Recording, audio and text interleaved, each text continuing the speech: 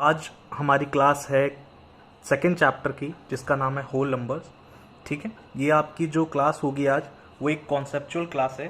इसका मतलब इस क्लास में मैं आपको सेकेंड चैप्टर से रिलेटेड सारे ही कॉन्सेप्ट समझाऊंगा। वैसे तो मैंने जितने भी यहाँ पे कॉन्सेप्ट्स यूज़ हुए हैं इस चैप्टर में उनके हेडिंग्स उतार ली है, जिससे थोड़ा सा आसानी रहे कि हम सारी हेडिंग्स और सारी इंपॉर्टेंट कॉन्सेप्ट्स को यहाँ पे डिस्कस कर पाएँ। ठीक है, तो चलिए आइए क्लास से स्टार्ट करते हैं। जैसा कि आप जानते हैं इस चैप्टर का नाम है होल नंबर्स। ठीक है, तो होल नंबर्स को स्टार्ट करने से पहले आपको सबसे पहले पता होना चाहिए कि नेचुरल नंबर्स क्या होते हैं आपके। Okay students, so basically natural numbers क्या होते हैं? Natural numbers all counting numbers होते हैं। मतलब जितने भी आपके मैथ्स में काउंटिंग नंबर्स आते हैं ना, सभी को बोलते हैं आपका क्या? Natural numbers. ठीक है, तो मैं यहाँ लिख दे रहा हूँ आपके लिए, all counting numbers are known as natural numbers।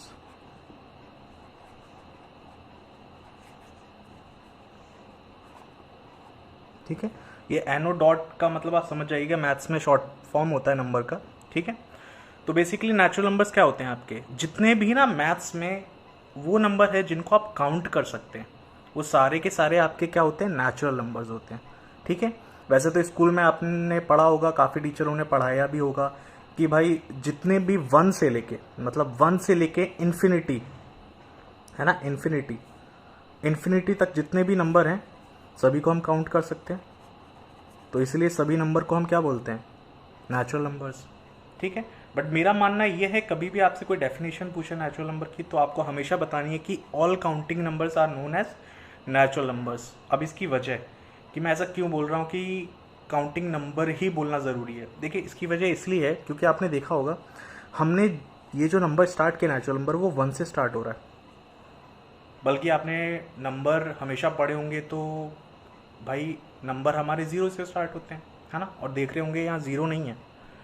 तो वो इसलिए नहीं है बेटा क्योंकि जो ज़ीरो होता है ना वो कभी भी आप काउंट नहीं कर सकते हो। मैं एक आपको एग्जांपल देता हूँ। ठीक है, आप भी ये करके देखिएगा, प्रैक्टिकल समझाने की कोशिश कर रहा हूँ तो प्रैक्टिकल समझिएगा। ठीक है, फॉर एग्जांपल मान लीजिए ये मेरा हाथ है। ठीक है, तो मैंने हाथ में मान लीजिए ली अपनी ज़ीरो टॉफ़ीज़, मतलब मैंने इस हाथ के अंदर ज़ीरो टॉफ़ीज़ ली हैं। ठीक है, और मान लीजिए मैंने यहाँ पे छोड़ दिया इसे। तो अगर मैं आपसे पूछूं कि मेरे को बताओ कितनी टॉफ़ीज़ यहाँ पे हैं, तो आप बोलेंगे सर मजाक कर रहे हैं क्या, यहाँ तो कोई भी टॉफ़ी नहीं दिख रही।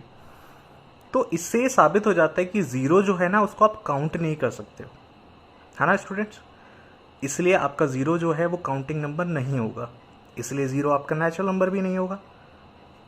आई होप मेरी बात आपको समझ में आ रही होगी जो मैं कहना चाह रहा हूँ। ठीक है, तो बेसिकली आपके नेचुरल नंबर पे सब नंबर्स आ जाते हैं। मतलब आप कह सकते हैं एग्जांपल के तौर पे 1 भी आपका नेचुरल नंबर है, 2 भी है, हालांकि 90 भी कह सकते हैं हम, 1000 भी कह सकते हो आप, बल्कि 1 लाख भी कह सकते हो आप, और 1000 करोड़ जितना चाहो उतना कह सकते हो आप।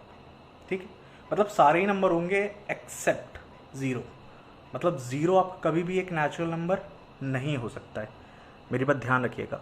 अब ये नेचुरल नंबर समझाना इसलिए ज़रूरी है क्योंकि नेचुरल नंबर से ही लिंक होता है आपका होल नंबर। ठीक है, तो चलिए आइए अब अपने अगले टॉपिक पे आते हैं जिसका नाम है होल नंबर।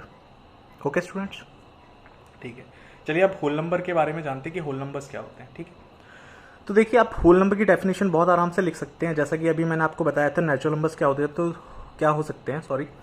तो देखिए ये बात ध्यान रखिएगा, यहाँ पे आप कह सकते हैं आराम से कि all natural numbers, all natural numbers, है students, all natural numbers including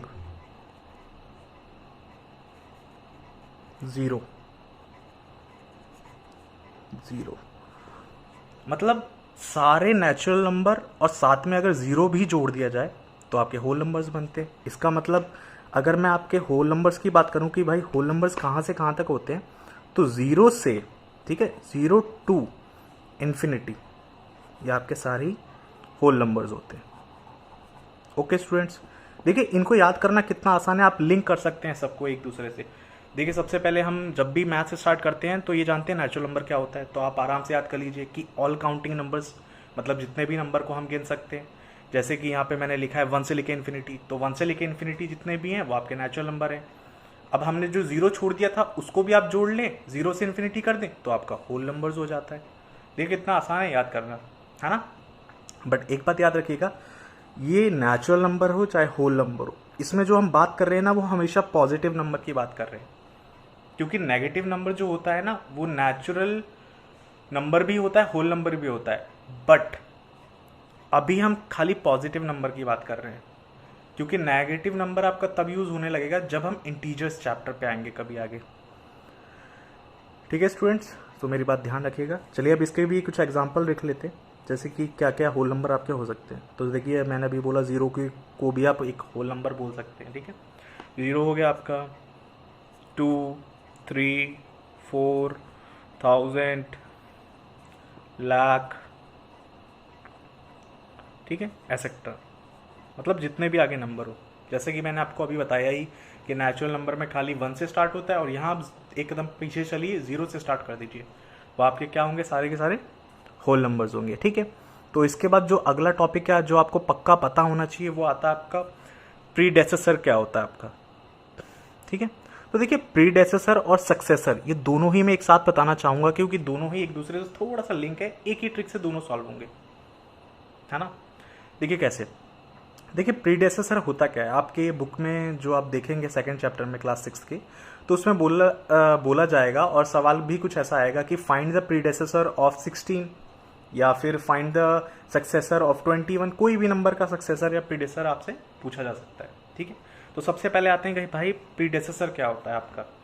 ठीक है, सबसे पहले किस टॉपिक पे आएंगे अपने, कि आपका प्रीडेसेसर क्या होता है। ठीक है बेटा, तो देखिए प्रीडेसेसर का मतलब होता है जब भी आपसे किसी भी नंबर का प्रीडेसेसर पूछा जाए, फॉर एग्जांपल आपसे पूछा जाए प्रीडेसेसर ऑफ 21 बताइए।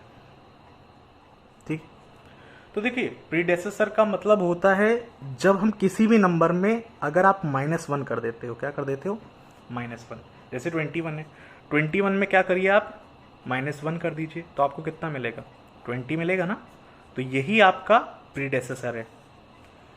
ठीक है, तो इसका सवाल आएगा कि फाइंड द प्रीडेसेसर ऑफ 21। ठीक है, तो आप इजीली क्या कर देंगे, उस नंबर में से -1 कर देंगे और जो भी नंबर आएगा वो आपका प्रीडेसेसर होगा, मतलब उस नंबर का प्रीडेसेसर होगा। जैसे यहाँ पे 21 का क्या है, 20। ठीक है, तो ऐसे लिख सकते हैं आप, प्रीडेसेसर के आगे ऐसे लिख सकते हैं याद करने के लिए -1, और सक्सेसर इसका एकदम ओपोजिट है, उसमें कोई भी नंबर हो उसमें आप उसके आगे अगर आप +1 कर देंगे तो आपका क्या आ जाएगा, सक्सेसर आ जाएगा। इस जैसे एक और एग्जांपल आपका प्रीडेसेसर का मैं ले लेता हूँ। जैसे आपसे अब कोई पूछे कि फाइंड द प्रीडेसेसर ऑफ, ठीक है, आपसे कोई भी सवाल पूछे फाइंड द प्रीडेसेसर ऑफ 35, जैसे मान लीजिए 35 का प्रीडेसेसर बताना है, तो 1 तो आप लोग अब 6th में आ गए हैं, ये मानता हूँ मैं कि आप प्रीडेसेसर तो डायरेक्ट निकाल सकते हैं, हमें सॉल्विंग करने की जरूरत नहीं पड़ेगी, है ना। तो 35 में 1 माइनस कर दीजिए, कितना आएगा, 34। इसका मतलब इसका प्रीडेसेसर कितना है, 34, है ना। वैसे ही आपका सक्सेसर है। ठीक है, वैसे आपका क्या है, सक्सेसर। इसमें भी एक एग्जांपल ले लेते हैं स्टूडेंट्स। ठीक है, तो देखिए एग्जांपल कैसे ले सकते हैं, एक एग्जांपल लेते हैं। जैसे बोलते हैं, सवाल आता है कि फाइंड द सक्सेसर ऑफ 40, कि भाई 40 का क्या बताओ, सक्सेसर बताओ। तो ईजी है, सक्सेसर बताने के लिए क्या करना पड़ता है, +1 करना पड़ता है। इसका मतलब 40 + 1 क्या, 41, मतलब 40 का सक्सेसर क्या होगा आपका, 41। ठीक है स्टूडेंट्स, आई होप मेरी बात आप सबको समझ में आ रही होगी। ठीक है, चलिए अब अपना आगे का अगला टॉपिक पढ़ेंगे। ठीक है, चलिए अब अपना अगला टॉपिक स्टार्ट करते हैं, जिसका नाम है नंबर लाइन। ठीक है, आपने 5th में अभी तक आपने नंबर लाइन कभी भी नहीं पढ़ी है। ठीक है, 6th है, तो आपको इसको एकदम बेसिक पता होना चाहिए कि नंबर लाइन होती क्या है। तो चलिए बनाते हैं। देखिए आपको क्या करना है, मैं तो यहाँ पे नॉर्मली बना रहा हूँ, बट आप स्केल से यूज़ करिएगा। ठीक है, आपको एक स्ट्रेट लाइन बनानी है, एकदम सीधी लाइन। ठीक है, मेरी लाइन थोड़ी सी सीधी नहीं बनी है, बाय हैंड बनाइए। ठीक है तो यहाँ समझाने के लिए आपको रफली ये बता रहा हूँ, तो आप आई होप आप समझ पाएंगे। ठीक है, तो देखिए नंबर लाइन में क्या करना है, आपको एक स्ट्रेट लाइन खींचनी है। ठीक है, स्ट्रेट खींच ली। उसके बाद इस लाइन के एकदम बीच में आपको नंबरिंग करनी है, एक लाइन सी ऐसी बनानी है और इसको दे देना है 0। 0 को हम इंग्लिश में ओरिजिन भी बोलते हैं, ठीक है। जब भी आप ग्राफ बनाएंगे तो 0 को क्या लेंगे, एज अ ओरिजिन लेंगे, ठीक है। तो बेसिकली 0 क्या है, इस लाइन का देखो 2 पार्ट में डिवीजन कर रहा है ये 0। तो आपको हमेशा याद रखना है, जैसे आपने 1 2 पढ़ा है ना, तो वैसे ही ये 0 है और इसके आगे राइट साइड में जो भी नंबर आएंगे ना वो आपके सारे पॉजिटिव नंबर्स आएंगे, ठीक है। मैथ्स में आपको प्रैक्टिकली पढ़ा रहा हूँ और आगे जितने भी लेक्चर्स मेरे आएंगे, जितने भी लेसन्स, कॉन्सेप्ट्स, एक्सरसाइजेज जब भी बताऊँगा, आई होप आप अगर मेरी बातें और मेरा समझाने का तरीका आपको अगर समझ में आ रहा है तो देखिएगा आपको अपने आप ही अपने मैथ्स में बहुत ज़्यादा इम्प्रूवमेंट महसूस होगा। ओके स्टूडेंट्स, तो देखिए ये नंबर लाइन में 0 के राइट साइड में जो भी नंबर्स आएंगे ना सिर्फ पॉजिटिव ही आएंगे, नेगेटिव कभी भी कोई नंबर राइट साइड में नहीं आएगा। इस नंबर लाइन के राइट साइड में कभी भी कोई नेगेटिव नंबर नहीं आएगा, ठीक है, क्योंकि नेगेटिव नंबर जब भी आएंगे वो लेफ्ट साइड में आएंगे आपके। ओके, और इसकी नंबरिंग कैसे की जाती है देखिए मैं वो भी बताता हूँ।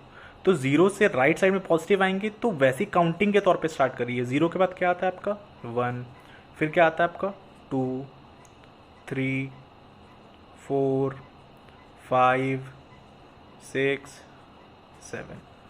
हमारी लाइन हमने इतनी ही खींची है जिससे कि 7 तक नंबर आ सके हमारे। एक बात और मेरी ध्यान रखिएगा, ये जो गैपिंग होता है ना ये नंबर लाइन में नंबर्स के बीच में ये जो गैपिंग है वो हमेशा ही ना इक्वी डिस्टेंस होना चाहिए, मतलब इक्वल डिस्टेंस पे होना चाहिए। कोशिश करिएगा जब भी आप ये नंबरिंग करें तो इक्वल करें।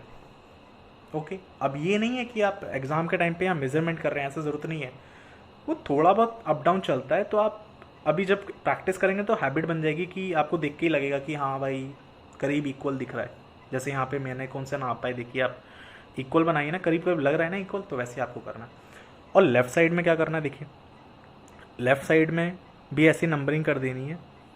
मैं पहले मार्किंग कर दे रहा हूँ, उसके बाद नंबरिंग करते हैं, ठीक है, आपको भी अच्छे समझ में आएगा। 0 के बाद जैसे यहाँ 1 2 किया, इसमें भी ऐसे ही होता है, -1 -2 -3 -4 -5 -6, देख रहे हैं। आई होप नंबर लाइन तो बन गई हमारी, आई होप आप सबको समझ में आ रहा होगा, है ना। तो देखिए यहाँ पे मैं थोड़ा सा आपको और इसके बाद इलेबरेट कर देता हूँ। वैसे नंबर लाइन के ऊपर मैं आगे जब इंटीजर्स चैप्टर आएगा उसमें और डिटेलिंग से बताऊँगा कि नंबर लाइन में हमें कैसा पता चलता है कि कौन सा स्मॉलर है कौन सा ग्रेटर है, ठीक है।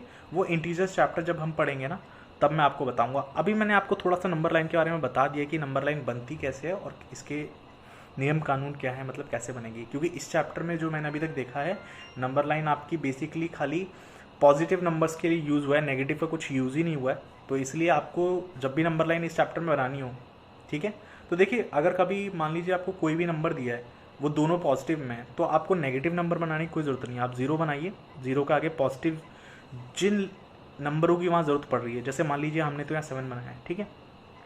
अगर 7 से ज़्यादा नंबर का भी यूज़ हो रहा है ना तो आप बना सकते हैं, ठीक है, क्योंकि ये जो पॉजिटिव नंबर लाइन है ये इन्फिनिटी तक जा सकती है, ठीक। बट इसका मतलब ये नहीं है कि आपके एग्ज़ाम में इन्फिनिटी तक दे देंगे, नहीं, ऐसा नहीं होगा, क्योंकि इतना लेंदी नहीं देंगे, ठीक है, जिससे पेज पे ही हम आराम से बना सकें। इतने ही नंबर की नंबर लाइन आती है एग्ज़ाम्स में ज़्यादातर। ओके स्टूडेंट्स, तो चलिए अब अगले टॉपिक पे चलते हैं अपना, जिसका हेडिंग है एडिशन ऑन नंबर लाइन। मतलब अब हम नंबर लाइन पे एडिशन करना सीखेंगे, ठीक है। तो देख सकते हैं आप, मैंने हेडिंग डाल दी है और एक एग्जाम्पल भी आपके लिए ले लिया है। देखिए जो एग्जाम्पल मैं समझाऊंगा ना, आप समझने का तरीका उसमें देखिएगा कि मैं किस तरीके से समझा रहा हूँ, ठीक है, क्योंकि आप तरीके से अगर समझ जाते हैं तो आप खुद ही प्लॉट कर पाएंगे, मतलब बना पाएंगे, ठीक है। तो यहाँ हमने पहला नंबर ले लिया आपका 3 + 4, तो इसी की चलिए नंबर लाइन बनाते हैं, ठीक है। तो एक नंबर लाइन बना लेंगे ऐसे लंबी सी, बना ली हमने, ठीक है।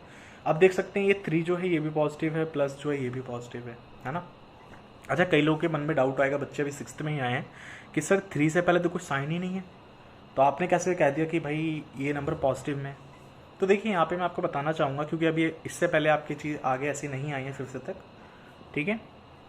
तो देखिए जब भी किसी नंबर के आगे, है ना, मतलब बिफोर, उससे पहले कोई भी साइन नहीं होता है, मतलब कोई भी साइन अगर नहीं होगा तो वो हमेशा ही हम पॉजिटिव मानते हैं। क्या मानते हैं? पॉजिटिव। ध्यान रखिएगा इस बात को, ठीक है। तो देखिए 3 भी पॉजिटिव है, 4 भी पॉजिटिव है, इसका मतलब हमें नंबर लाइन पे पॉजिटिव नंबरों की ज़रूरत है। तो नेगेटिव बनाने की कोई ज़रूरत ही नहीं है, ठीक है। इसलिए आप इस नंबर लाइन में 0 से स्टार्ट करिए। किससे स्टार्ट करेंगे? 0 से स्टार्ट करिए। इसको सॉल्व तो आपने आज तक बहुत बार किया होगा, 3 + 4 सबको पता है भाई कि 3 में अगर 4 प्लस करते हैं तो 7 आता है। बट इस चैप्टर में ना आपको एडिशन किस पे करना है? नंबर लाइन पे करना है, ना कि नॉर्मली करना है। समझ रहे हैं मेरी बात? तो चलिए हम बना लेते हैं। तो आपको क्या करना है, पहले तो आपको देखिए, एक मैं सजेशन दूंगा आपको कि जब हम डायरेक्ट एडिशन दिमाग में तो कर ही सकते हैं ना, हमको पता है यहाँ पे 7 इसका एडिशन है, तो ये बात याद रखिएगा कि नंबर लाइन पे जो आप नंबर बनाए ना वो 7 तक तो बनाए ही बनाए, क्योंकि उसका यूज़ होना ही होना है, क्योंकि इसका आंसर 7 आ रहा है और हमें भी यहाँ कहीं ना कहीं नंबर लाइन पे आंसर 7 मिलने वाला है। तो आप अंदाज़ा लगा लीजिएगा कि 7 तक तो बनना ही है। 7 के आगे भी ले सकते हैं, कोई प्रॉब्लम नहीं है। मैं तो बोलूँगा हमेशा जो भी नंबर आंसर हो उससे आप 2-3 नंबर आगे ले। तो हम लोग क्या करेंगे, इस नंबर लाइन पे कोशिश करते देखते कितने बनते हैं। 1 2 3 4 5 6 7 8 9, ठीक है। नंबर कर लेते हैं 1 2 3 4 5 6 7 8 9। ओके स्टूडेंट्स, सो अब एडिशन करते हैं, ठीक है। तो देखिए पहला नंबर आपका क्या है यहाँ पे 3, तो आप डायरेक्ट 3 पे आइए, 3, ठीक है। तो मतलब ये है, इस नंबर लाइन पे आपको जो एडिशन करना है, स्टार्ट करना है ना, वो इसी से स्टार्ट करना है जो पहला नंबर आया 3। अब 3 में क्या ऐड करना है? 4 ऐड करना है, ठीक है। तो देखिए एडिशन, अभी एडिशन कर रहे हैं ना हम, सब्ट्रैक्शन, एडिशन सब्ट्रैक्शन दोनों के इसमें जो जंप लिया जाएगा वो सिर्फ एक का गैप होगा। मतलब जैसे हमें 3 में +4 करना है, तो आपको क्या करना है, 3 से ना अगले अगले नंबर पे टोटल 4 जंप कर रहे हैं, 4, क्योंकि 3 में क्या ऐड कर रहे हैं? 4।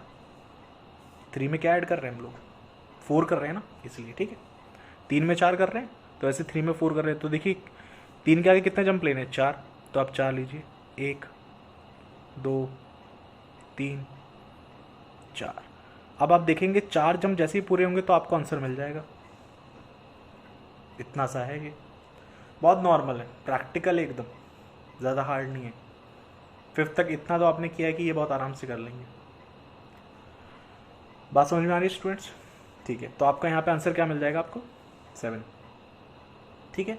वैसे मैंने यहाँ एक और एग्जांपल मैं अपने दिमाग में सोच के आपको बता दे रहा हूँ यहाँ डायरेक्ट, ठीक है। मान लीजिए यहाँ पे कोई नंबर होता हमारा कि 2 और 6 होता, ठीक है, 2 और 6 होता, तो क्या करते हम, 2 से स्टार्ट करते और कितने जंप लेते? 6, है ना। अभी मैं करूँगा तो यहाँ पे थोड़ा सा चीज़ें बिखर जाएंगी, ठीक है, मतलब ये थोड़ा बेकार सा लगने लगेगा, इसलिए मैं कर नहीं रहा, ओरली बता दे रहा हूँ, ठीक है। 2 से 6 जंप लेंगे तो क्या होगा? 1 2 3 4 5 6, तो आंसर तब क्या आना चाहिए था? 8, और हमें पता ही है 2 + 6 = 8, ठीक है। आप ट्राई कीजिएगा, जो भी नंबर लेने हैं आपको। मैं तो मानता हूँ जब आप ये सब कॉन्सेप्ट सीखेंगे ना, तो पहले अच्छे से सीखिएगा कॉन्सेप्ट, एक एक कॉन्सेप्ट जैसे जैसे सीखते जाएंगे, एक बगल में रफ कॉपी रखिएगा और उसकी तुरंत प्रैक्टिस करते जाएगा। मन से अपने नंबर लेना, कोई भी 5 नंबर ले लेना, मतलब ABCD करके E तक 5 पार्ट सॉल्व करना इसी चीज़ से। क्योंकि देखिए पढ़ाई में कभी भी कॉन्सेप्ट सीखना ही सफिशिएंट नहीं होता है, आपको उसे सॉल्व करके दिमाग को समझाना भी होता है। क्योंकि देखो मैथ्स में कभी भी कोशिश करना बेटा रट्टा नहीं मारना है, मैथ्स में कभी रट्टा लग भी नहीं सकता है। क्योंकि देखिए जितना याद करेंगे, सोचो अगर आपको मैथ्स में भी याद करना पड़ रहा है तो फिर बाकी सब्जेक्ट में तो ऑलरेडी इतना कुछ है याद करने के लिए। तो मैथ्स को थोड़ा कोशिश करिए प्रैक्टिकल रखें आप सब, ठीक है। क्योंकि आप जो भी पढ़ाई कर रहे हैं ना, वो आपकी लाइफ के लिए एक बेस है, मतलब बेस है, तो अगर बेस स्ट्रॉन्ग नहीं होगा तो आगे की पढ़ाई कैसे स्ट्रॉन्ग होगी, है ना। इसलिए चलिए अगला जो टॉपिक लिखा है हमारा, सब्ट्रैक्शन और नंबर लाइन, अब इसकी बारी है, ये कर लेते हैं, ठीक है। तो देखिए सब्ट्रैक्शन में भी क्या करना है, वैसे ही नंबर लाइन पे करना है, तो हमें क्या बनानी पड़ेगी, एक नंबर लाइन बना ली। तो आपको पता ही होगा, ओरली देख के 6 - 2 लिया है मैंने एग्जाम्पल, तो 6 - 2 कितना आता है दिमाग में पता ही होगा, 4 होता है ना, 4। तो यहाँ डायरेक्ट आंसर तो चलेगा नहीं भाई, जब तक नंबर लाइन पे आप प्लॉटिंग करके नहीं दिखाओगे आपको नंबर नहीं मिलने वाले।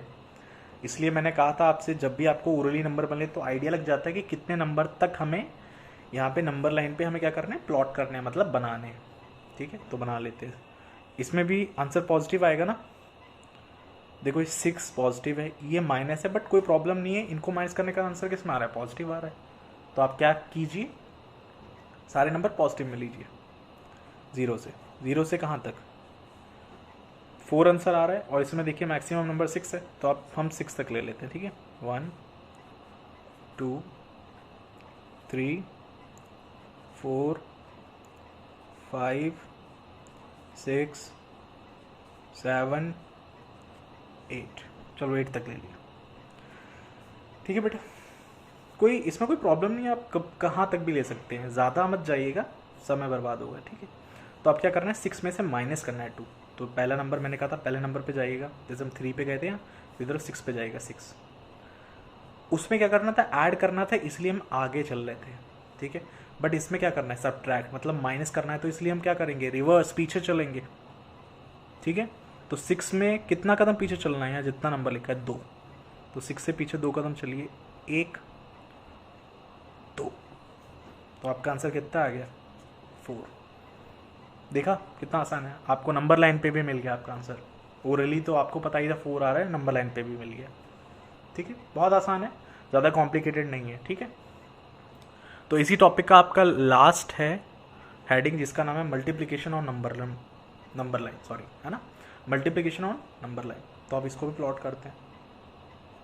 देखिए ये थोड़ा सा लेवल अप है एडिशन और सब्ट्रैक्शन से, थोड़ा सा, ठीक है। अब इसमें कितने नंबर बनाने हैं तो आप कर लीजिए ओरली। 3 4 से कितना होता है 12, तो मतलब कितने नंबर बनेंगे, 12 तो बनेंगे ही बनेंगे।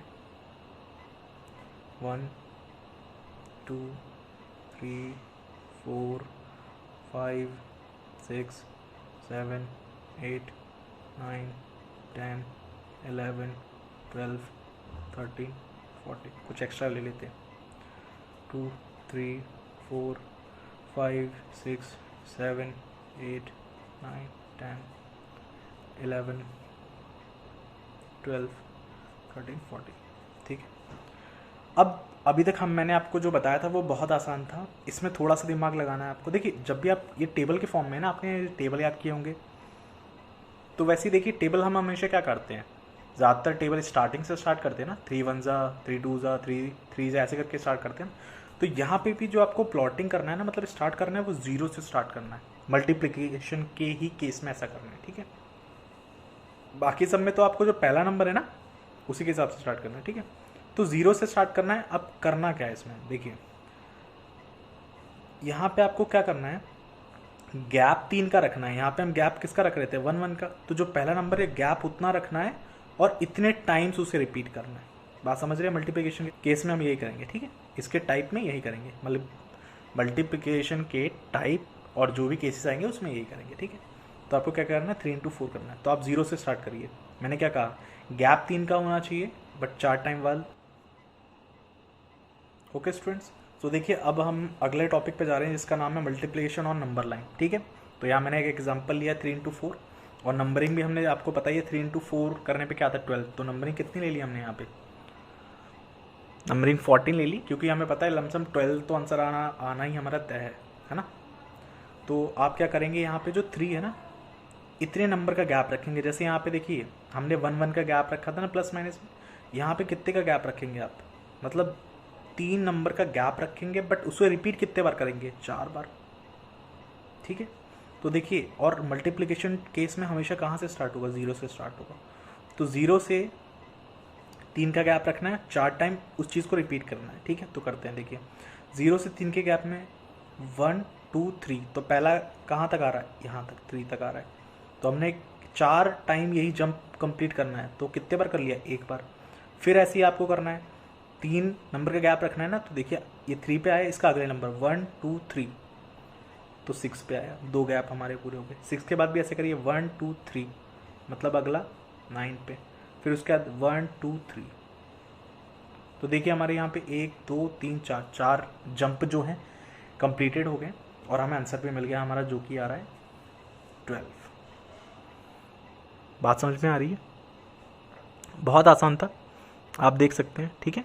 आराम से हो गया ये वाला सवाल आपका, है ना स्टूडेंट्स।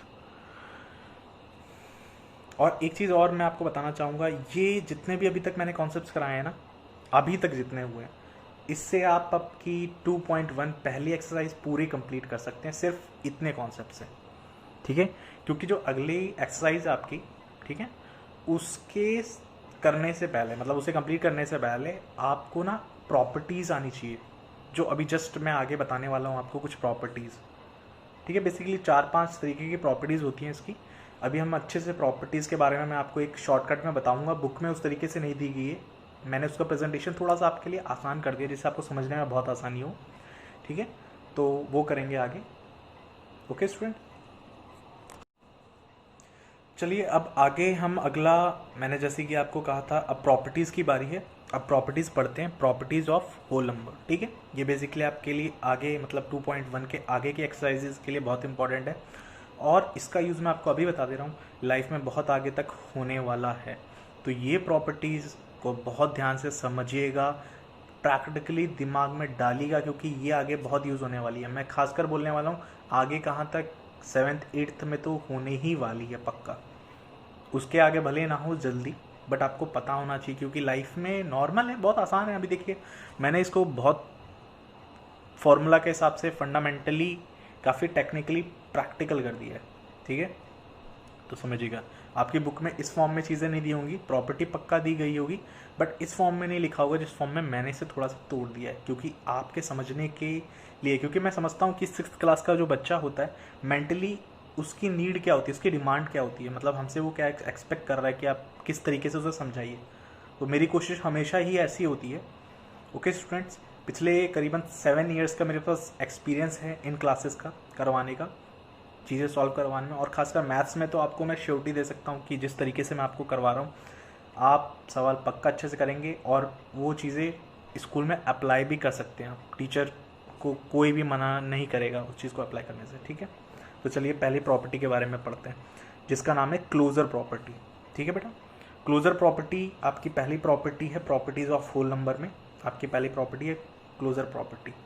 तो ठीक है, आपको पता ही होगा कि बेसिकली हम 4 चीज़ें करते हैं मैथ्स में, एडिशन, सब्ट्रैक्शन, डिवीज़न और मल्टीप्लिकेशन, है ना। वैसे चलते तो ऐसे हैं कि एडिशन, सब्ट्रैक्शन, मल्टीप्लिकेशन, डिवीज़न, ठीक है, पर होती तो 4 ही है ना। तो देखिए जो आपकी क्लोजर प्रॉपर्टी है वो बेसिकली उसके लिए आपकी एक लाइन बहुत इंपॉर्टेंट दी थी एनसीईआरटी में, जो मैंने यहाँ पे लिख दी है कि whole numbers are closed under addition and also multiplication. ठीक है, मतलब ये लाइन जो कहना चाह रहा है ना, वो ये कह रहा है कि जितने भी होल नंबर्स होते हैं आपके, उसके अंडर में ना एडिशन और मल्टीप्लिकेशन ही ऐसा केस है जिसमें क्लोजर प्रॉपर्टी जो आपकी है वो एप्लीकेबल है। ठीक है, अब मैं इस बात को यहाँ आपके सामने प्रूव भी करके दिखाऊंगा कि भाई सब्ट्रैक्शन और डिवीज़न क्यों नहीं है क्लोजर प्रॉपर्टी के अंदर, उसको क्यों नहीं माना गया है। ठीक है, तो देखिए पहले मैं बता देता हूँ क्लोजर प्रॉपर्टी है क्या। आप यहाँ देखे होंगे मैंने कुछ चीज़ लिखी है जिसका है a+b ब्रैकेट में इक्वल टू c, तो ये कुछ भी नहीं है, बहुत ईजी है। ये बोल रहा है इसमें a, देखो a क्या है, a आप कोई भी एक होल नंबर को a ले सकते हैं, मतलब कोई भी वैल्यू ले लीजिए, एक बात ध्यान रहे वो होल नंबर होनी चाहिए। ठीक है, अब होल नंबर तो सारे ही नंबर है ना, बहुत आसान है ये भी याद रखना। तो कोई भी एक वैल्यू ले लीजिए जिसको हमने यहाँ a माना है, b भी कोई एक होल नंबर है और c भी। तो ये क्लोजर प्रॉपर्टी ये कहती है कि जब भी किन्हीं 2 होल नंबर का हम सम करते हैं, ठीक है, जैसे मैं यहाँ ले रहा हूँ आपके लिए एग्जांपल के तौर पे कि a इक्वल टू हमने ले लिया 2, ठीक है, b इक्वल टू हम ले लेते हैं 3, ठीक है, और c लेने की ज़रूरत नहीं है हमें, क्योंकि c जो है हमारा वो तो आंसर है ना, वो तो हमें मिलेगा। ठीक है, तो इन दोनों को सॉल्व करते हैं इस हिसाब से। तो मैंने अभी क्या बोला था कि closure property is all about the addition of these 2 numbers. ठीक है, आप कोई भी 2 होल नंबर को जब भी ऐड करेंगे, जैसे 2 और 3, इनको आपने ऐड किया तो आपको क्या मिला 5। तो देखिए 2 भी आपका होल नंबर है, 3 भी, और आपको जो आंसर मिला, जो आपको 5 मिला, वो भी तो एक होल नंबर है ना। बस इतना ही ये प्रॉपर्टी बताती है क्लोजर प्रॉपर्टी आपका। ठीक है, कि जब भी किन्हीं 2 होल नंबर को हम ऐड करते हैं तो उससे हमें तीसरा जो होल नंबर मिलता है, ठीक है, वो भी क्या होता है, एक होल नंबर। ठीक, इसका जो भी सम मिलेगा वो होल नंबर होता है। ठीक है, अब जो इसमें अगला पार्ट कहा है कि मल्टीप्लिकेशन में भी ऐसा होता है। ठीक है, तो वो भी मैं आपको यहाँ पे बता देता हूँ एक एग्जांपल मल्टीप्लिकेशन का लेके। ठीक है, मल्टीप्लिकेशन अगर आप इस टाइप में लिखेंगे तो ऐसे लिखा जाएगा a into B equal to C, बस प्लस की जगह क्या लग जाएगा multiply.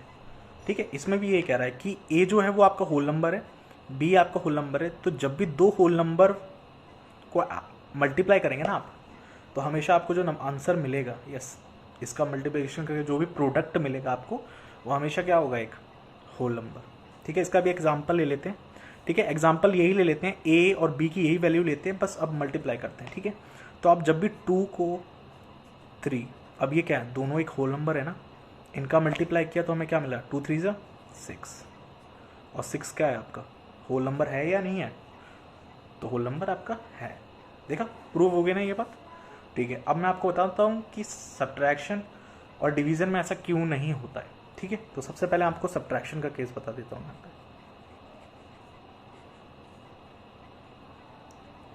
Subtraction, okay students, writing पे थोड़ा ध्यान मत दीजिएगा, जल्दी जल्दी में ऐसा हो गया क्योंकि कैसे भी आपके लिए तैयारी कर रहा हूँ, समय नहीं मिल पाता थोड़ा, और अभी लॉकडाउन की प्रॉब्लम चल रही है।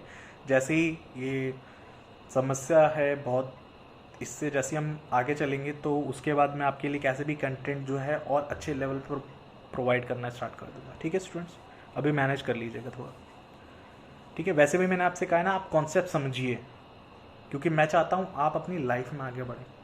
ठीक है, कैसी भी चीज़ आपके सामने कैसी है, अच्छी है, बुरी है, ऊंची है, नीचे, उससे आपको मैटर नहीं रखना चाहिए, क्योंकि जो पढ़ाई है ना, वो अपने में ऊंच नीच कभी भी नहीं देखती। तो आप अपनी नॉलेज को बढ़ाइए। ठीक है, वो आपके हाथ में है। ठीक है, चलिए, तो देखिए सब्ट्रैक्शन वाले केस में ऐसा होता है कभी कभार, जैसे आपने कोई भी एक होल नंबर लिया, जैसे हम ले लेते हैं a = 1, ए को चलिए हम 1 नहीं, पहले 3 ले लेते हैं। ठीक है, और बी को हमने ले लिया मान लीजिए 2। ठीक है, तो सब्ट्रैक्शन में जब आप करेंगे कि a - b, ठीक है, तो a - b करेंगे तो आपको क्या मिलेगा, 3 - 2 करेंगे आपको मिलेगा 1, तो 1 तो एक होल नंबर है। ठीक है, इसमें तो ये बात सही है, बट प्रॉब्लम पता है क्या है, देखिए एडिशन में क्या होता है, जो आपने a + b किया है, ठीक है, तो आपकी वैल्यू सही है, बट अगर इसे इंटरचेंज कर दें, 3 + 2 करें तब भी 5 आएगा, मतलब कोई प्रॉब्लम नहीं। बट सब्ट्रैक्शन में ऐसा नहीं है। सब्ट्रैक्शन में जैसे ही आप क्या करेंगे, हमने 3 - 2 किया ना, तो इसमें ओपोजिट कर दें वैल्यूज़, 2 - 3 कर दें अगर आप, तो हमेशा आपको फिर आंसर मिलेगा माइनस में, जो कि एक होल नंबर नहीं है। -1 आपका इंटीजर है, ना कि एक होल नंबर।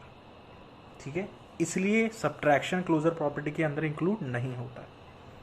आई होप ये बात आपको क्लियर हो गई होगी। ठीक है, ऐसे ही अब आप डिवीज़न केस बताता हूँ मैं आपको। ओके स्टूडेंट्स, डिवीज़न केस बताता हूँ मैं आपको। तो देखिए डिवीज़न केस में क्या होता है, जैसे हमने कोई भी वैल्यू ले ली, ए ले ली आपकी 2 और बी आपकी हमने ले ली 6। ठीक है, तो देखिए इसे जब करेंगे आप, तो डिवाइड तो आपको पता है, 2 / 6। कई बच्चे क्या करेंगे नादानी में, इसका आंसर कर देंगे 3, जो कि आंसर नहीं होगा, क्योंकि आपको पता है अगर इसे डिवाइड फॉर्म में आपने ऐसे लिखा है, तो एक और अगर मैं फॉर्म में इसे लिख दूं ऐसे 2/6, क्या कुछ फ़र्क पड़ेगा? कई लोग सोचेंगे सर हाँ फ़र्क पड़ रहा है, ये तो फ्रैक्शन में आपने कर दिया। तो नहीं बेटा, ऐसा है, ये फ्रैक्शन में तो है, आपकी बात सही है, बट डिवीज़न जो होती है वो इस फॉर्म में भी लिखी जा सकती है और इस फॉर्म में भी। तो जैसे आप इस फॉर्म में लिखते हैं ना, तो ये लोएस्ट फॉर्म में कट हो जाएगी। ठीक है, अब कई लोगों को ये बात पता होगी नहीं पता होगी, बट फ्रैक्शन के बारे में मैं आपको और डिटेल में आगे आने वाले समय में पक्का एक कॉन्सेप्चुअल क्लास पूरी फ्रैक्शन पे रखूँगा, तो आपके और डाउट फ्रैक्शन में क्लियर हो जाएंगे। बट यहाँ अभी समझिएगा, जब आप इसे जैसे ही लोएस्ट फॉर्म में कन्वर्ट करेंगे तो ये आंसर बन जाएगा 1/3, और जो 1/3 है ना, वो फ्रैक्शन वैल्यू है, इसलिए वो एक होल नंबर नहीं है। बात समझ रहे हैं? ठीक है, अभी आपको मैं आपके लेवल तक की चीज़ें बता रहा हूँ, बहुत हायर क्लास से जोड़ के चीज़ें नहीं बता रहा हूँ, क्योंकि अगर मैथ्स में कोई भी चीज़ होती है या नहीं होती है तो उसके पीछे एक वाई होता है, मतलब वाई का मतलब है WHY, क्यों, कि ऐसा क्यों है। तो देखिए आपके लेवल पे मैं आपको सारे क्यों का जवाब देते चलूँगा, जैसा कि आपने अभी तक देखा होगा, मैंने सारे क्यों का जवाब दिया है आपको, कि वाई ऐसा क्यों है और ऐसा क्यों नहीं है। ठीक है, तो इसी के साथ आपका ख़त्म होता है आपका क्लोजर प्रॉपर्टी, जिसमें मैंने आपको बताया कि सिर्फ क्लोजर प्रॉपर्टी एडिशन मल्टीप्लिकेशन में अप्लाई होगी। ठीक है, सब्ट्रैक्शन डिवीजन केस में बेसिकली अप्लाई नहीं होती। ठीक है, तो चलिए अब हम अगली प्रॉपर्टी के बारे में थोड़ा सा पढ़ते हैं और सीखते हैं। ओके स्टूडेंट्स, चलिए अब अगला टॉपिक अपना करते हैं, मतलब अगली प्रॉपर्टी जिसका नाम है आपका commutativity of addition and multiplication. ये हेडिंग आपकी बुक में भी होगा, तो इसको हम शॉर्ट में बोल देते हैं कभी कभार कि कम्यूटेटिव प्रॉपर्टी। ठीक है, ओके स्टूडेंट्स, तो commutativity of addition and multiplication ये भी आपकी एडिशन और मल्टीप्लिकेशन में ही अप्लाई होती है। देखिए जो प्रॉपर्टीज़ आपकी जितनी भी है ना, ज़्यादातर वो एडिशन और मल्टीप्लिकेशन में ही हैं सारी की सारी कन्वर्ट। ठीक है, और वजह तो आपको मैंने अभी थोड़ा सा एक्सप्लेनेशन दिया है ऊपर वाली प्रॉपर्टी में। ठीक है, ये वाली प्रॉपर्टी में आप देख लीजिएगा पीछे जो मैंने अभी बताया है। तो कम्यूटेटिविटी वाले में जो मेन फंडा यूज़ हुआ है ना, वो मैंने यहाँ लिख दिया। देखिए एडिशन वाला जो केस है वो मैंने ये लिखा है, और मल्टीप्लिकेशन ये। एडिशन वाले केस में क्या बोलते हैं, मैंने अभी आपको पीछे बताया था, ये जो ए बी है ये कुछ भी नहीं है, ये आपकी वैल्यूज़ को हम मानते हैं। मतलब ए आप कोई भी आपका एक होल नंबर होगा, बी भी आपको कोई एक होल नंबर होगा। ठीक है, तो पहले मैं इसको सॉल्व करके दिखाता हूँ कि ये जो मैंने इस फॉर्मेट में लिखी है A plus B equal to B plus A, तो आखिर ये है क्या। ठीक है बेटा, तो चलिए यहाँ करते हैं। मैंने वैल्यूज़ भी यहाँ ले ली है, तो इसका यूज़, इन वैल्यू का यूज़ हम करते हैं इस पहले वाले में, A plus B equal to B plus A वाले में। ठीक है, तो ये प्रूव करेगी आपका कम्यूटेटिविटी ऑफ एडिशन। ठीक है, तो चलिए करते हैं। तो जैसा कि मैंने अभी वहाँ पे लिखा है कि A plus B equal to B plus A. अब इसका कहने का मतलब क्या है बहुत समझिए, क्योंकि यही सबसे ज़्यादा मेन चीज़ है यहाँ पे। देखिए ए आप कोई भी एक होल नंबर लेंगे, बी भी कोई होल नंबर लेंगे। जैसे मैंने यहाँ लिया है, ए आपका 5 ले लिया है और बी क्या ले लिया 6, दोनों होल नंबर है ना। ठीक है, तो इस प्रॉपर्टी में क्या करना होता है आपको, पहले आपको ना इसको ए प्लस बी फॉर्म में करना होता है। मतलब पहले हम कर लेंगे इसे 5 प्लस 6। ठीक है, और दूसरे साइड में क्या करना होता है बी प्लस ए। मतलब अब बी पहले कर दिया तो मतलब 6 प्लस 5। ठीक है स्टूडेंट्स, सो जब आप इसे सॉल्व करोगे तो एक चीज़ नोट करने वाली है, 5 प्लस 6 करेंगे तो कितना आएगा 11, और 6 प्लस 5 करेंगे तब भी कितना आ रहा है 11। तो देख रहे हैं दोनों साइडें इक्वल आ रही है, और जब दोनों साइडें इक्वल आ गई तो इसका मतलब है ये आपका जो फंडा है वो प्रूव्ड हो गया। मतलब कम्यूटेटिविटी ऑफ एडिशन प्रूव हो गई, मतलब कि हाँ भाई ये जो दोनों नंबर हैं ये सेटिस्फाई कर रहे हैं इस प्रॉपर्टी को। बात समझ रहे हैं। अब आप लोग को यहाँ पे मैं एक और चीज़ बताना चाहूँगा, ये जो इक्वल टू है इसके इस साइड में वैल्यूज़ देखिए, इस साइड में। तो देखिए आप इसको जब भी अपनी कॉपी में करना ना, मैथ्स का सबसे अच्छा तरीका है इक्वल टू के जो लेफ्ट साइड में चीज़ें हैं। ठीक है, देखिए लेफ्ट में है ना, इसको बोलते हैं LHS। क्या बोलते हैं इसको, इसको बोलते हैं LHS। ठीक है, LHS का फुल फॉर्म होता है लेफ्ट हैंड साइड। आप अपने लेफ्ट हैंड से ही जान सकते हैं। जैसे आप अपनी बॉडी को मान लीजिए इक्वल टू, इसके हिसाब से, इस फॉर्मेट के हिसाब से बॉडी को इक्वल टू लेफ्ट साइड में आपका हाथ जो है, लेफ्ट हाथ जैसे ही आप उठाएंगे आपको पता चल जाएगा कि ये साइड आपकी LHS है, और राइट वाली साइड हैंड उठाएंगे तो आपको पता चल जाएगा RHS है। मतलब B प्लस ए आपका कौन सी साइड है, RHS, जिसको बोलते हैं right hand side. Okay students, ये LHS RHS बताने के पीछे कारण ये है क्योंकि जो आगे आने वाली प्रॉपर्टीज़ है ना, उन सब में ही दोनों साइडों का यूज़ होने वाला है। तो आप जब भी कॉपी पे से सॉल्व करेंगे ना, तो मैं तो यही बोलूँगा कि आप LHS लिख के अलग सॉल्व करें, नीचे RHS लिख के अलग, और मैच करें दोनों का आंसर इक्वल आ रहा है या नहीं आ रहा है। आ रहा है तो एंड में बस यही लिख देगा कि hence LHS equal to RHS has proved. Okay students, तो चलिए अब अपना जो एडिशन तो प्रूव हो गया, अब मल्टीप्लिकेशन की बारी। देखिए इसमें भी मैंने लिखा है कि A into B equal to B into A. ठीक है, मतलब ये आपका जो है मल्टीप्लिकेशन का केस है। अब इसमें वैल्यूज़ ले लेते हैं, इसमें वैल्यू में थोड़ी चेंज कर ले रहा हूँ। ठीक है, जैसे इसमें 2 ले लिया A की वैल्यू, और B हम थोड़ा अलग ले लेते हैं, इस बार 8 ले लेते हैं। चलिए 8 ले लेते हैं। ठीक है, अब फंडे को लिख लीजिए, A into B equal to B into A. अब कुछ स्टूडेंट सोचेंगे इसे याद कैसे करें, तो देखिए याद करने का कोई तरीका ही नहीं है, बहुत आसान है। यहाँ क्या था, A प्लस बी था, इसका रिवर्स था B प्लस ए। तो यहाँ पे A इंटू बी है तो इसका रिवर्स क्या है, B इंटू ए। रिवर्स मतलब उल्टा। ठीक है, तो देखिए इसे सॉल्व करिए। A की वैल्यू क्या है 2 है ना, ये हमारा क्या है LHS साइड है, मैंने अभी बताया था ना वैसे करना LHS। तो 2 है, तो 2 इंटू 8 आप करेंगे तो कितना आंसर आएगा आपका? 2 8 16। ठीक है, आगे RHS कर दे रहा हूँ, ऐसे आप भी करिएगा इसलिए मैं कर रहा हूँ। ठीक है, A इंटू बी ये वाला फॉर्म है, अब B इंटू ए ये वाला हम करेंगे। तो B क्या है इसमें आपकी 8 इंटू 2, इसको आप जब करेंगे तब भी 16। देखिए आ रहा है LHS इक्वल टू RHS, तो ये भी प्रूव्ड हो गया। मतलब आपकी जो ये सेकंड प्रॉपर्टी है कम्यूटेटिविटी ऑफ मल्टीप्लिकेशन, ये भी आपकी प्रूव हो गई। ओके स्टूडेंट्स, आई होप ये प्रॉपर्टीज आपको अच्छे से क्लियर हो रही होंगी दिमाग में। आप इनको समझने के बाद आपके कुछ एग्जांपल्स दिए हैं। ठीक है, अभी मैं आगे जो एक एक्सप्लेनेशन या फिर जो आपकी एक्सरसाइज है ना उनका सॉल्यूशन जब लेके आऊँगा तो NCERT का ही एकदम कोशिश करूँगा बुक जो है हूबहू वही ले आऊँ और बुक पे ही आपको थोड़ा सा एक्सप्लेन करूँगा चीज़ें। ठीक है, कोशिश करता हूँ PPT के थ्रू या PDF के थ्रू जैसा भी हो पाएगा चीज़ें आपके लिए मैं आगे लाऊंगा। मतलब इनके सॉल्यूशन भी लाने वाला हूँ मैं, सारी एक्सरसाइजेस के सॉल्यूशन। बट फिर ये मत करना आपकी भाई कॉन्सेप्ट पढ़ लिया आपने, वेट कर रहे हैं। ठीक है, चलिए स्टूडेंट्स अब अपनी तीसरी प्रॉपर्टी के बारे में पढ़ते हैं जिसका नाम है associativity of addition and multiplication. ठीक है, तो इसको हम शॉर्ट में एसोसिएटिव प्रॉपर्टी भी बोलते हैं। ठीक है, इसमें भी आपका एडिशन और मल्टीप्लिकेशन के बारे में हम अच्छे से वार्तालाप करेंगे, मतलब यहाँ पे सॉल्यूशन की बात करेंगे। ठीक है, तो देखिए यहाँ पे जो आपका मेन फॉर्मेट यूज़ होगा वो ये होगा कि पहले A B C ये जो दोनों आपको पता ही होगा, तीनों आपके क्या है, आप कोई भी होल नंबर ले सकते हैं। मैंने यहाँ वैल्यूज़ ले रखी हैं, A की 2, B की 3 और C की 4।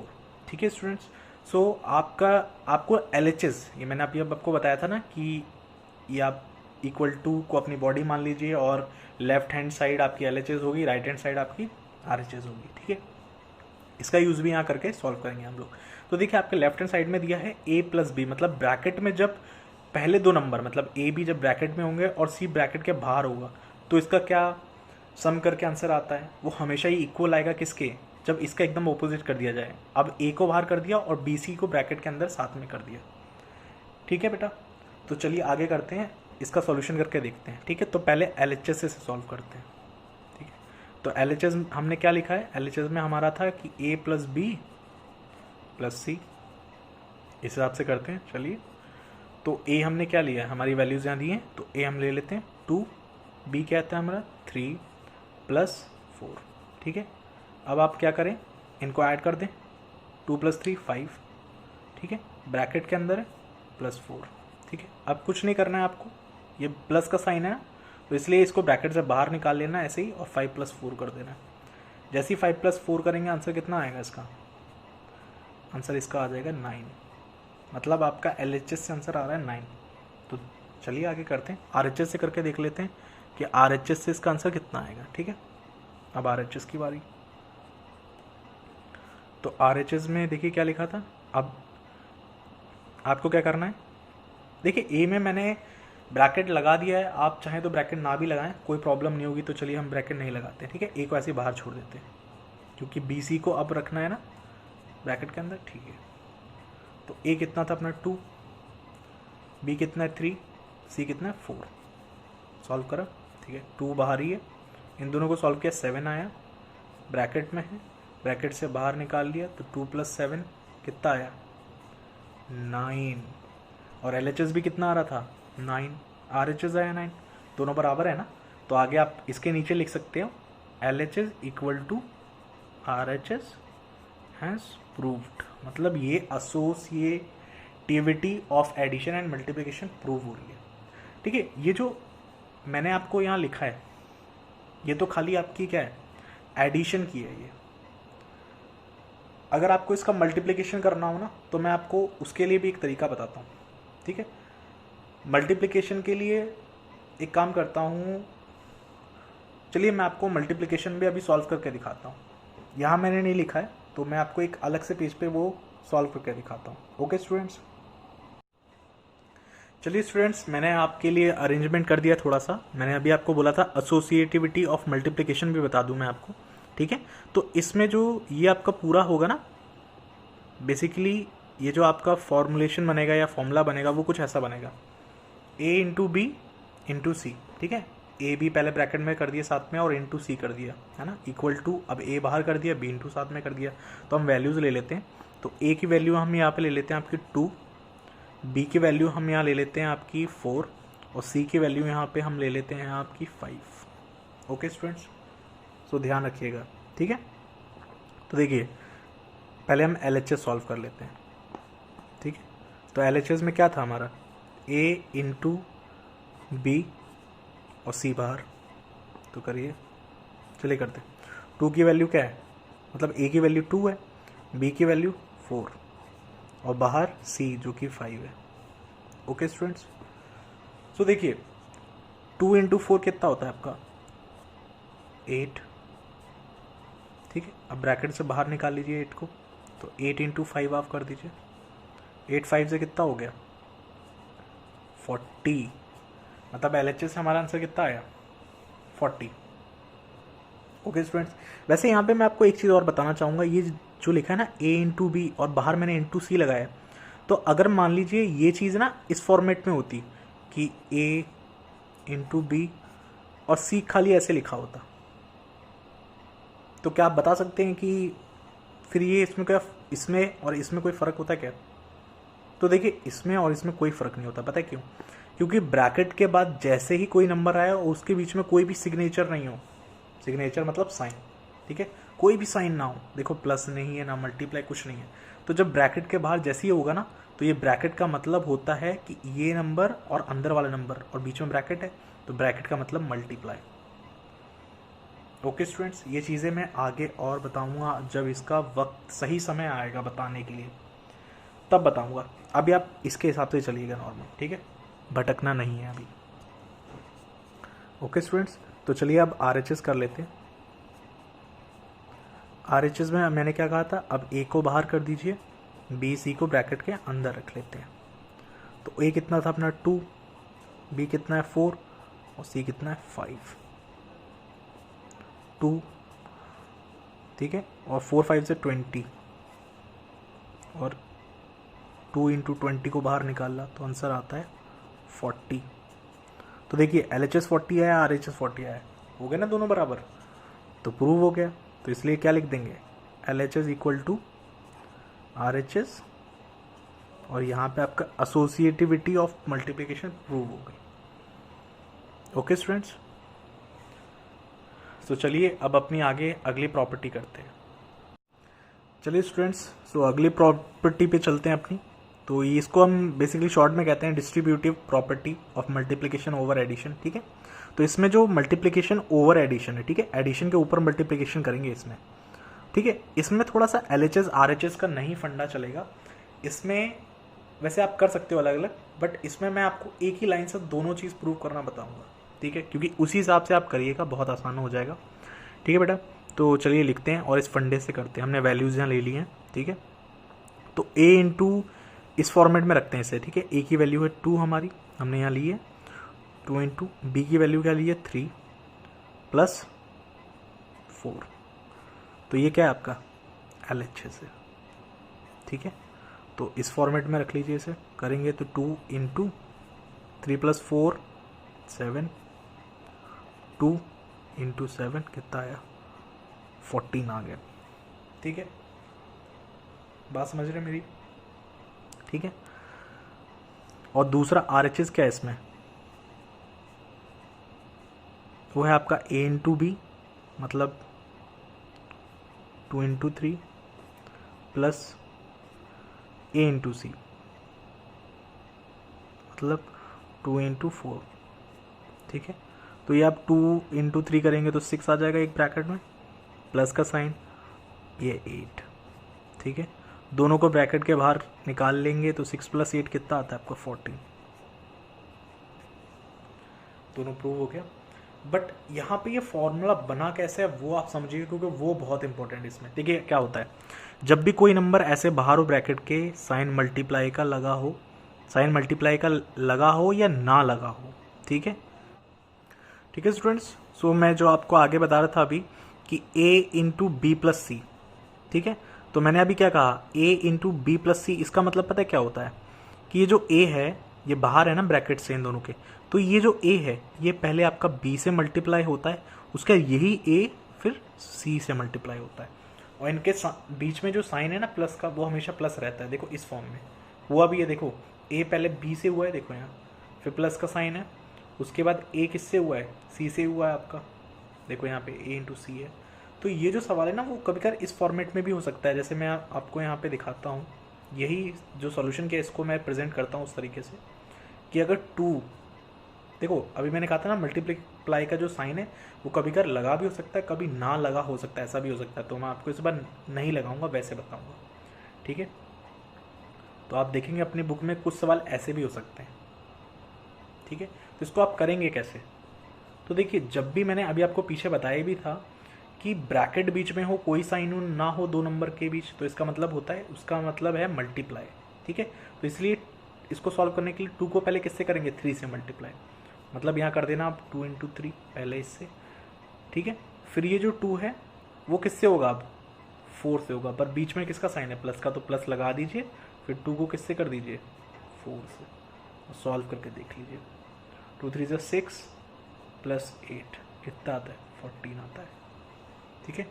ये वाला तरीका आपका बहुत आगे यूज़ होने वाला है, अलजेब्रा में भी बहुत यूज़ होता है इसका तरीके का, ठीक है। बात ध्यान रखिएगा, बहुत इंपॉर्टेंट है, जब कभी इस फॉर्मेट में 2 बाहर हो ब्रैकेट के और 2 नंबर अंदर माइनस हो रहा हो, प्लस हो रहा हो, चाहे कुछ भी हो रहा हो इस फॉर्मेट में, तो दोनों नंबर से होगा। वैसे बेसिकली इसमें प्लस माइनस का ही केस आता है इसमें ज़्यादातर, बस ये इससे मल्टीप्लाई होता है ब्रैकेट, ठीक है स्टूडेंट्स।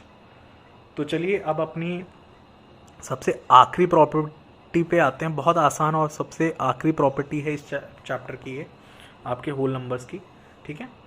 तो इसका नाम है identity for addition and multiplication, ठीक है। तो इसमें बहुत आसान है, इसमें ज़ीरो का पार्ट बताया है कि नंबर्स के साथ ज़ीरो का क्या पार्ट होता है, ठीक है। तो देखिए ये दोनों केस मैंने अभी तो एडिशन के लिए हैं, मल्टीप्लिकेशन के भी इधर साइड में बता दूंगा मैं आपको। तो ये क्या कहता है, ये आइडेंटिटी प्रॉपर्टी कहती है कि ए जो है आपका कोई भी होल नंबर ले सकते हैं, ठीक है।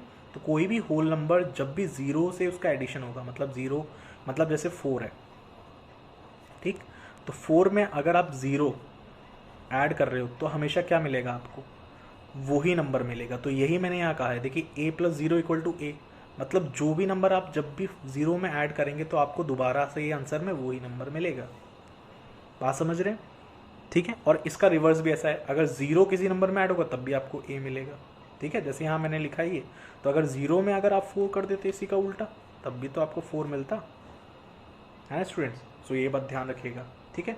अब मल्टीप्लिकेशन केस में इसका प्रॉपर्टी क्या बनती, मैं आगे लिख दे रहा हूँ इधर, ठीक है, कि अगर a से 0 का मल्टीप्लाई हो रहा है तो बेटा आंसर थोड़ा सा चेंज हो जाएगा, क्योंकि फिर आंसर आएगा हमेशा आपका 0,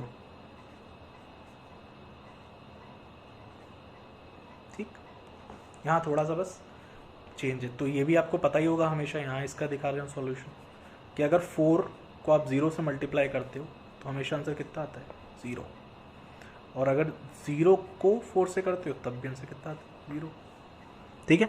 तो बेसिकली अगर 0 के बारे में देखा जाए ना, तो 0 एक ऐसा नंबर है जो बड़े से बड़े नंबर को मतलब मिट्टी में मिला सकता है, एकदम देखा जाए तो 0 कर देगा बड़े से बड़े नंबर को भी। ओके स्टूडेंट्स, तो आई होप आपको ये पूरी कॉन्सेप्चुअल क्लास में हर कॉन्सेप्ट बहुत अच्छे से समझ में आया होगा।